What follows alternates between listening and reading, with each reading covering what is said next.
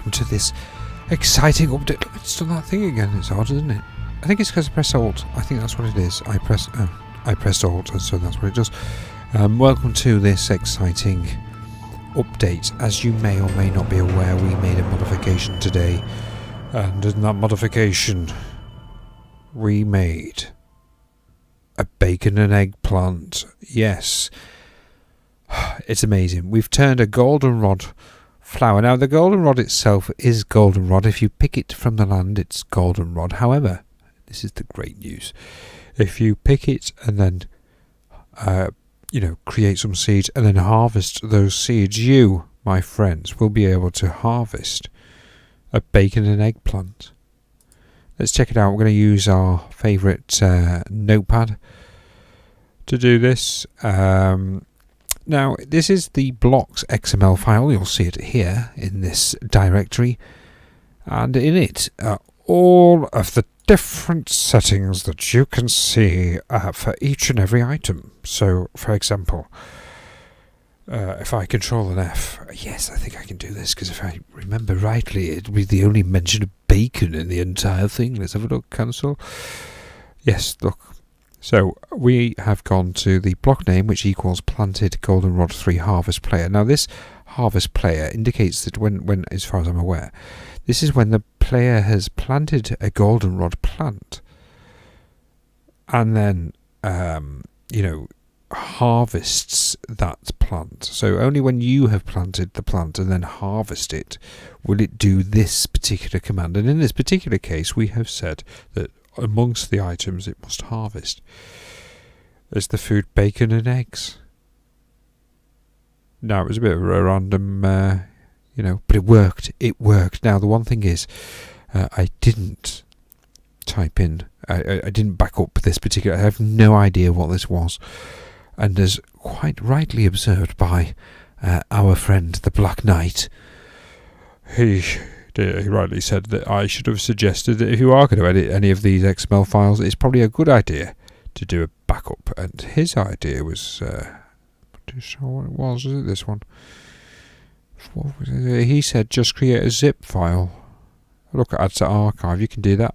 You could do that. That's something you could do. So there's something you could do if you were doing that. The other option, I suppose, is you could just copy a backup of that. It's a lot smaller, isn't it? You could zip that up as well. You could zip that up there, or indeed copy that entire folder and stuff it in a completely different directory. You could even just stuff it down here. In fact, one of my directories may already have. No, it hasn't. Suffice to say, you can do that. I've also, interestingly, talking about backing up things, if you're thinking about playing 7 Days to Die, maybe you're like that, thinking, well, this is all well and good, but, what if there's a scary horde that's about to kill me and whatever. So here I have if we go like this, you'll see in the users and so on and so forth, 7 Days to Die saves. If you go into saves, you will see that these are the names of your save games that you've got in your game. So for example, there is the game we're playing right now, and if I wanted to, I could say, well, fine, I'm going to copy and I'm going to paste it. And now what I've done is made a copy of the original, so I can just call that backup. Be careful as to regards to how long the file name is. So now if I went into the game and started this game, it would carry on exactly where we were in this game.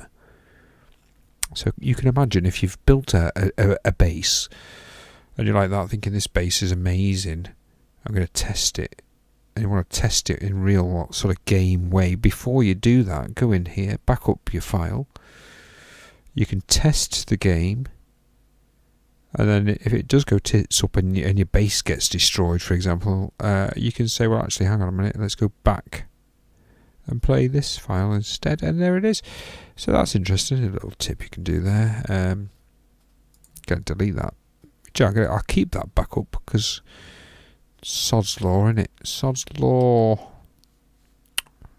What did there now? Anyway, yeah. So what I did is I reasoned within reason that typically you will find goldenrod everywhere. And so when you pick the goldenrod, you can see it just picks regular goldenrod. And for example, look at this, quite interesting really. If you pick it wild, it doesn't leave a seed. It drop event, destroy name, so it gets rid of it completely.